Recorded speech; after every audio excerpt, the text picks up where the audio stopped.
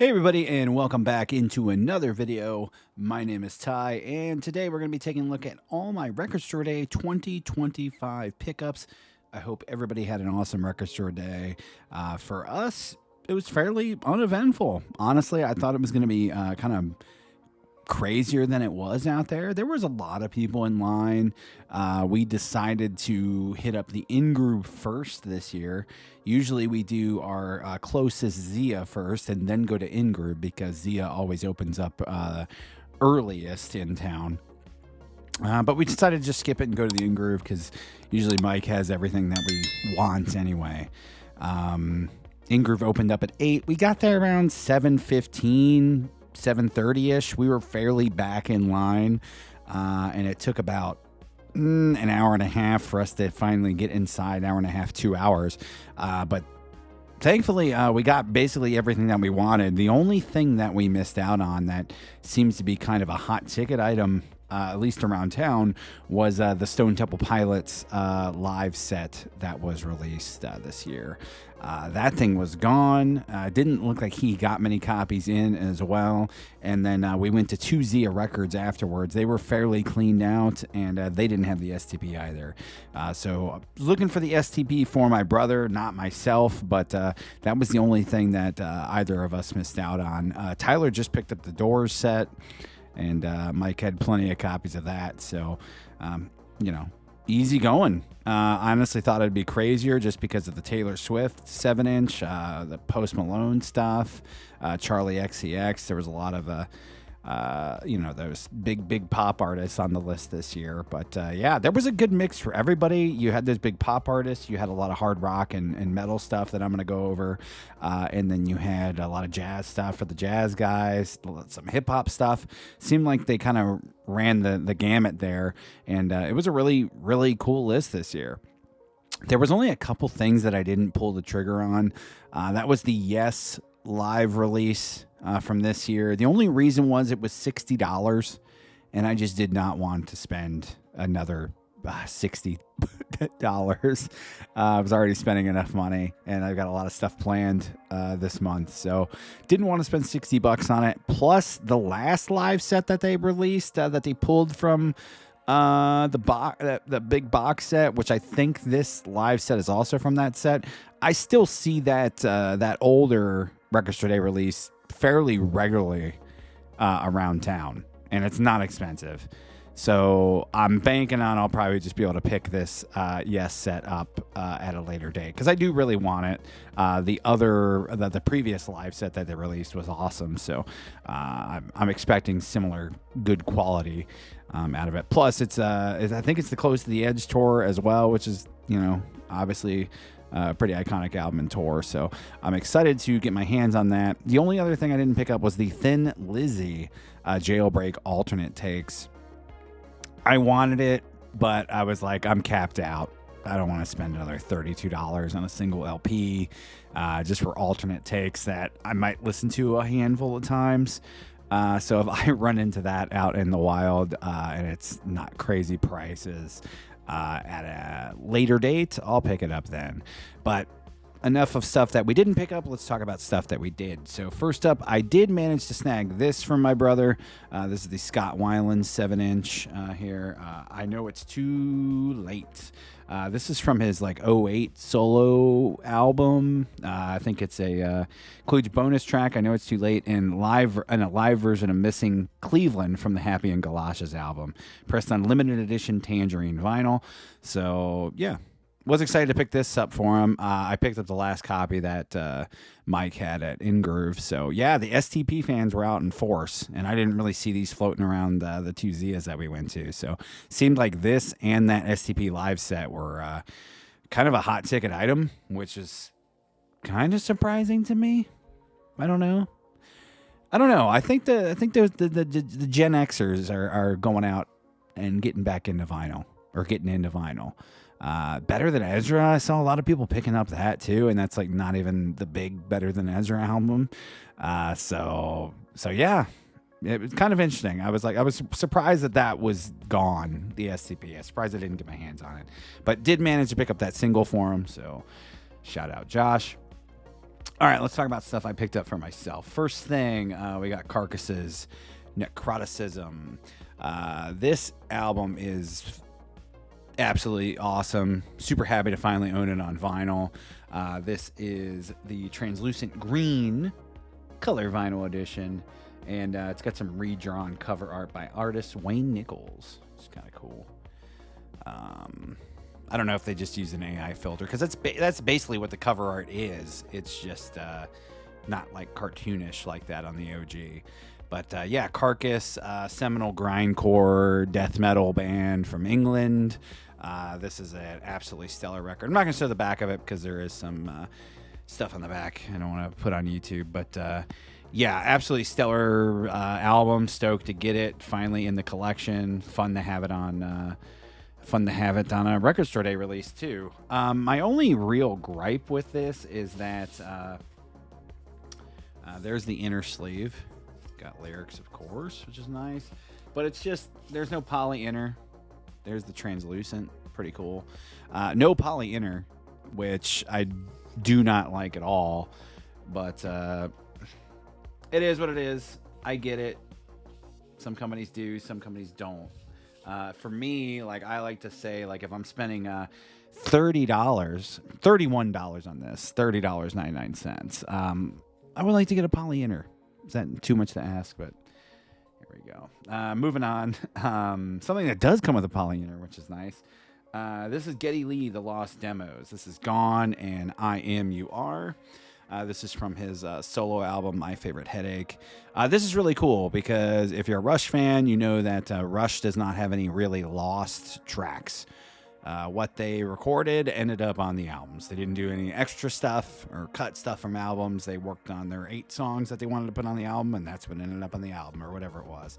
So this is one of the rare Rush adjacent things that we've never heard. So I'm super excited to get this, and for the first time on vinyl as well. So yeah, originally recorded during the writing session for Lee's 2000 solo album, My Favorite Headache. First time on vinyl. Record Store Day exclusive there. And this was $18, so a little steep for 2 tracks, but it's a Rhino release, so it is pretty good quality. Record's flat, really quiet, plays nice, and super clean, just on black. But came with a poly inner, which I absolutely love. Everything should just come with poly inners, man. I'm going to talk about one here coming up that's like, dude, why did you guys do this? But anyway, another really good Rhino release. Ramones get something for every Record Store Day. I've gotten them basically all for the last few years, and they're always good. So Ramones, Loco Live. It's a nice 2 LP. Great set. Basically everything you want to hear. And 2 LP. Nice gatefold as well.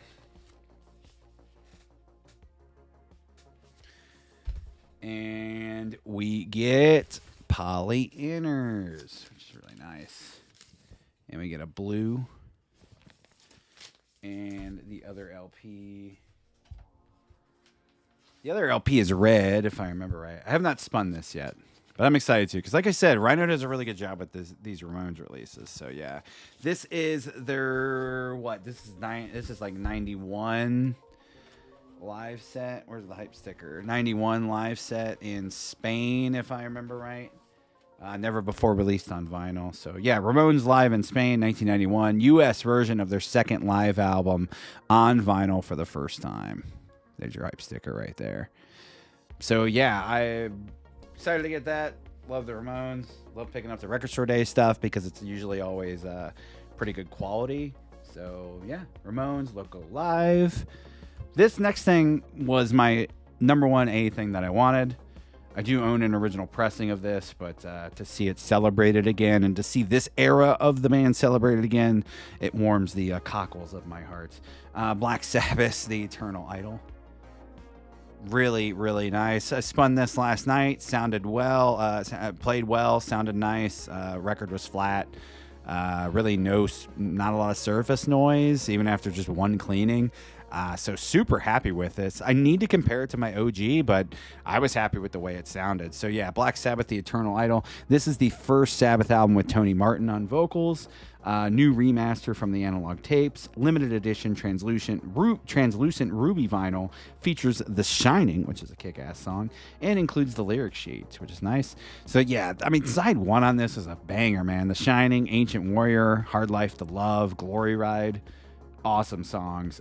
The title track on this too is really cool. Kind of an old school, like creepy Sabbath feel to it. Really cool, man. The Tony Martin era, I love to see it getting its due, getting the re-releases and the reissues. This was not in the recent Tony Martin box set that came out last year, but mostly probably just because of label issues. This is the last Warner album, Sabbath album, that they needed to release to basically get out of the contract. And then he signed with IRS for all of the other Tony Martin stuff. So, but yeah. Anyways, super excited to finally have this again, and people can get their hands on it relatively easily. You could find an OG pressing online, especially for not much money, but it's nice that it's just out there. Again, a little bit. Even in record store day form, there's your red. And, of course, a poly inner. Rhino does a good job. What can I say? They do a good job. So that is it. No, one more thing. One more thing for record store day. This is the thing that I'm most disappointed in. And to be honest with you, I was like kind of up in the air on whether I even wanted to get this or not. And it was just in my stack. I didn't put it back. And Mike rang me up, and I'm just like, oh, it's already in there. He already rang it up. I'm just going to buy it, whatever. I wanted it anyway. I was just kind of on the fence when I saw it. But so Judas Priest, live in Atlanta, 82. First thing I saw was this is a 2 LP, but it's a non-gatefold. So everything's just stuffed in here, which is not preferred. I'd rather just pay a little bit more money for a gatefold. Even if it's already $42, make it $45, and I'll pay for a gatefold. So yeah, this is live in Atlanta 82, limited edition 2 LP red vinyl, first time on vinyl. This comes from the big CD box set that they did. Was it last year or 2 years ago? I don't remember. But anyways, they pulled it from that show. My other gripe is the album cover is completely lazy because if you can see here, like they've got the other album covers on here. That album wasn't released in 82. What else wasn't released in 82? That album wasn't released in 82. Basically, Painkiller wasn't released in 82. So, like, half of these albums on here weren't even released in 82. My other big gripe is, there's your 2 LPs. No poly inners. And they're just shoved in the paper sleeves. So I got to put poly inners on there, and they're kind of, I've got a scuff on one side. It played okay. I listened to side 1 last night, and it played fine. The decent amount of surface noise, even after a decent cleaning. So I need to clean it deeper and try again. But so this is probably my most disappointing release. Band sounds awesome. This is like peak Priest for me. This is my favorite era of Priest. Why didn't you just use that as the album cover? I don't know. You already have the artwork.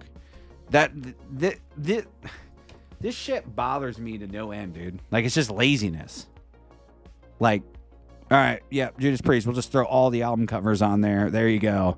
Yeah, even though this represents 1982, where half of these records that I'm featuring on the album cover weren't even released in 1982. But I'm just nerding out and nitpicking shit.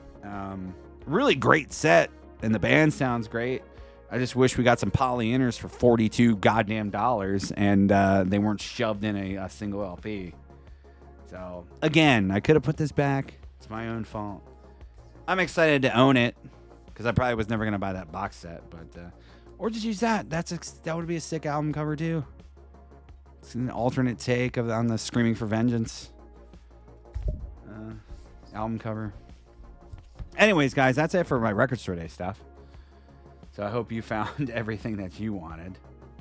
Again, not as crazy as I thought it was going to be, but it's still fun. I also picked up 2 non-record store day things. Old Funeral.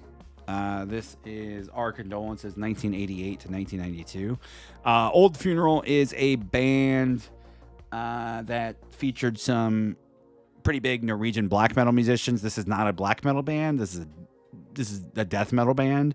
This kind of predates a lot of the Norwegian black metal.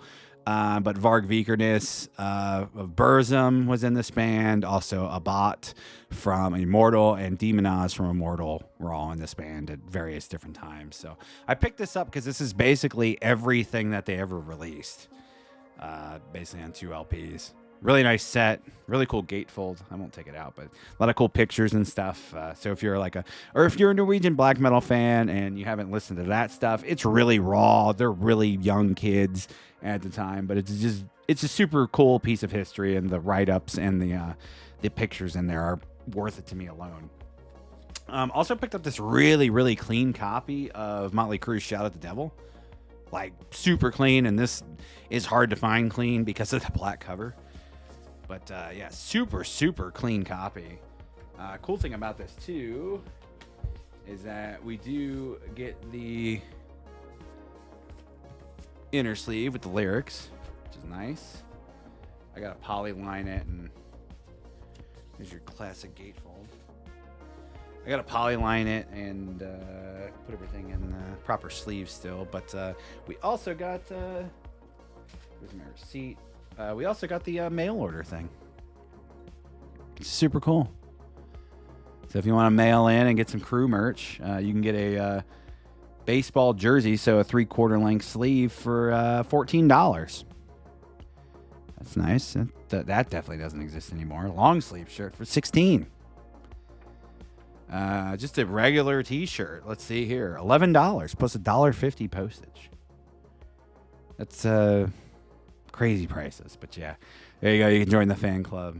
So I thought that was cool. I didn't even know that was in there until I got home, and then I saw it. But anyways, guys, that's all my Record Store Day 2025 stuff.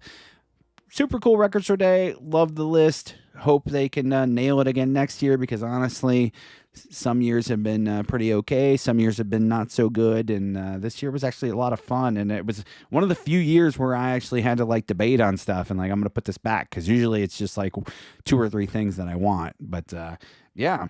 So hopefully I can find that Thin Lizzy and the Yes album at a future date, and they don't go too crazy. Cross my fingers. But yeah, guys, let me know what you picked up down below. Love to read the comments, and we'll see you next time. Peace.